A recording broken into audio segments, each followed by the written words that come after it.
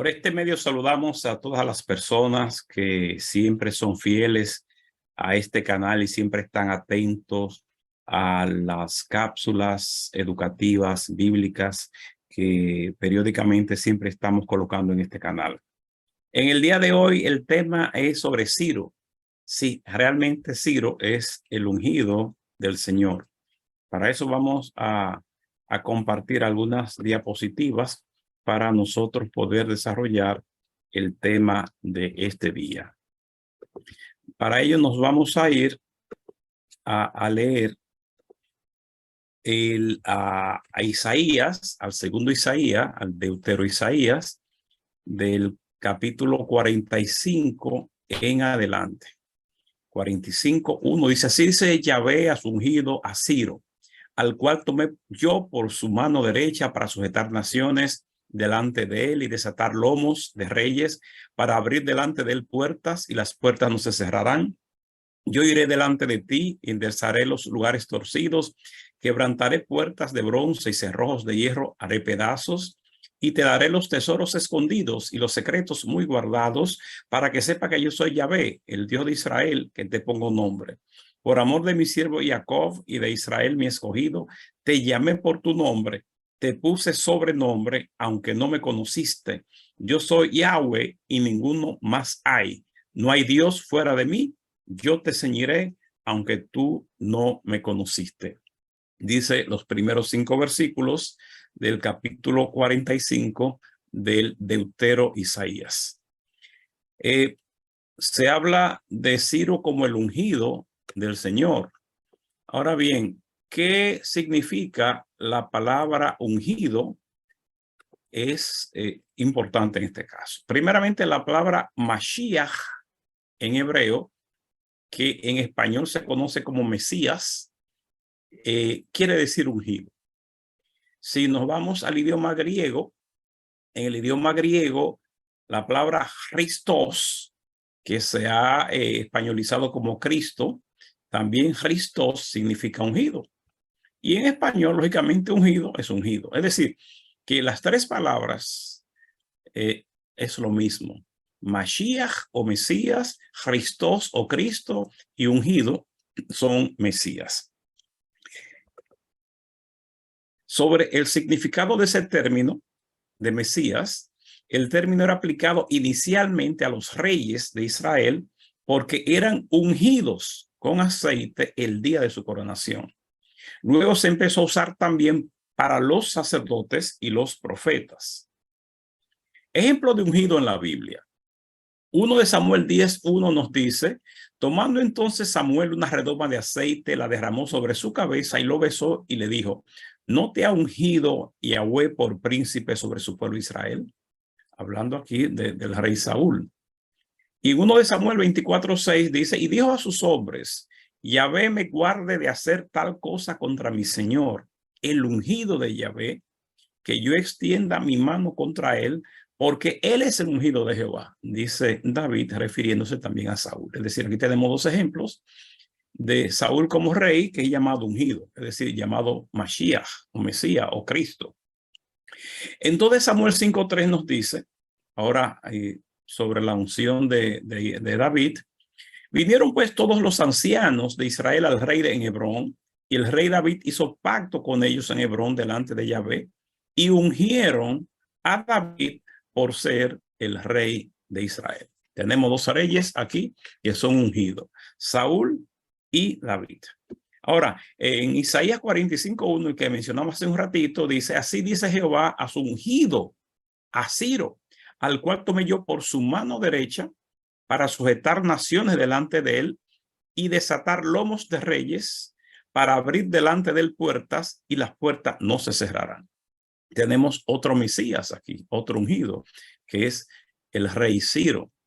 En estos tiempos resultaría bastante chocante que por el dogmatismo que prima en las iglesias, aceptar que este rey pagano sea llamado ungido, sea llamado Mesías. Sin embargo, en el Deutero Isaías, en el segundo Isaías, recuerden que Isaías fue escrito el libro por tres Los eruditos modernos confirman, después de una serie de análisis que hay, de que hay tres escritores: el primer Isaías, el proto-Isaías del capítulo 1 al 39, el deutero-Isaías, es decir, el segundo Isaías del capítulo 40 al 55, y el tercer Isaías que va del capítulo 56 al 66. Bueno, pero nada, ese no es el tema ahora, sino que a este señor, siendo pagano, aquí se le llama ungido, o sea, pagano. Los religiosos en la actualidad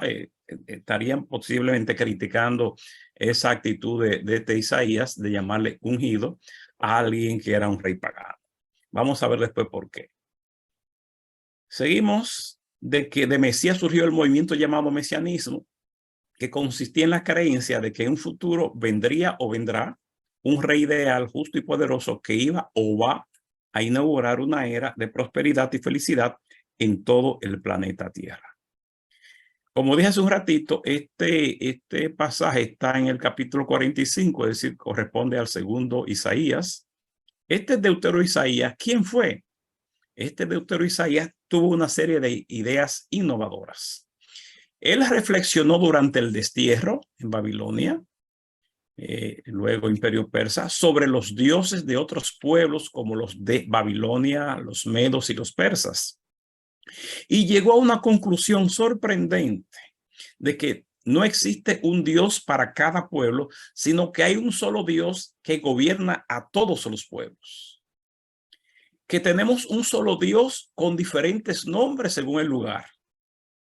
Que ese Dios es Yahvé, aunque con diferentes nombres. Esa es la conclusión a la que llega el deutero Isaías. Ahora bien, ¿por qué dejar a ir a los israelitas y demás pueblos a adorar a sus dioses? El cilindro de Ciro, el rey Ciro y el mazdeísmo. Aquí sobre Ciro, debo recordarle de que después que Babilonia cayó, que ganó Ciro, cayendo el último rey babilonio Nabonido, nieto de Nabucodonosor, Ciro llegó con unas ideas innovadoras. Escribió en lo que se llama el cilindro de Ciro un famoso documento que podríamos decir que sería la primera declaración de los derechos humanos. Ciro, el imperio babilónico había subyugado a muchos países, lo había llevado desterrado allá y le había impuesto su religión, la religión del dios Marduk. Pero ahora llega Ciro, este persa, y viene con ideas innovadoras. Ciro dice que hay un solo Dios, aunque con diferentes nombres, dependiendo de los lugares, y con adoraciones acorde a la cultura o costumbre de cada pueblo. Es decir, Ciro dice que el Marduk de los babilonios es el mismo Ahura Mazda de los persas, que es el mismo Yahvé de los judíos. Por lo tanto, Ciro no va a subyugar, obligar a que un pueblo adore otro Dios, porque entiende que es el mismo Dios en todas partes, con diferentes nombres. Entonces, eso hace que Ciro le permita que a cada uno de esos pueblos, que no solamente los judíos habían sido llevados cautivos a Babilonia, sino muchísimos otros pueblos también. Permitió que cada uno de esos pueblos volviera a sus países y entonces adoraran a su Dios, que para él era el mismo Marduk o el mismo Ahura Mazda, aunque con otro nombre, y así como permite, por ejemplo, que los judíos retornen a su tierra, que le facilita todos los medios del lugar para la construcción de los muros, la construcción del templo, porque Ciro entiende que Jehová es el mismo Marduk, que es el mismo Ahura Mazda, que es el mismo Baal, que hay un solo Dios con diferentes nombres y diferentes estilos de adoración dependiendo de la cultura. Entonces, a los judíos ver esa actitud de este hombre, entienden que era el Mesías. Lógicamente que sí, porque le está dando todas las facilidades para que vayan a adorar a su Dios, le construye el templo, le ayuda a construir los muros. Entonces entienden que es el Mesías el que ha llegado.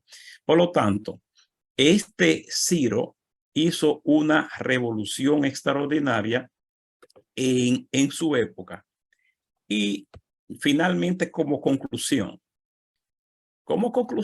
a este día, a esta cápsula, vemos cómo actuó este hombre que con una idea monoteísta, una idea de apertura, una idea de tolerancia y de apoyo y cooperación recíproca entre los diferentes pueblos, independientemente de su forma de creer.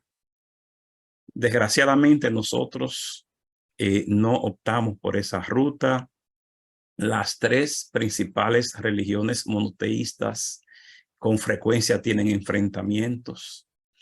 Y no solamente las diferentes religiones monoteístas, sino que dentro del mismo cristianismo, si yo estoy en un grupo religioso y el otro está en otro, ya yo lo veo a distancia, ya yo entiendo que lo que él cree de Satanás, que él no es cristiano, que me voy a contaminar con él, y yo soy el que tengo la verdad absoluta, tengo la razón, él está equivocado, y ha creado que nosotros estemos dispersos, cada uno por cada lugar diferente. Reitero, si las tres religiones monoteístas principales del mundo hubieran tomado esto de Ciro, son muchas las muertes que no hubieran ocurrido.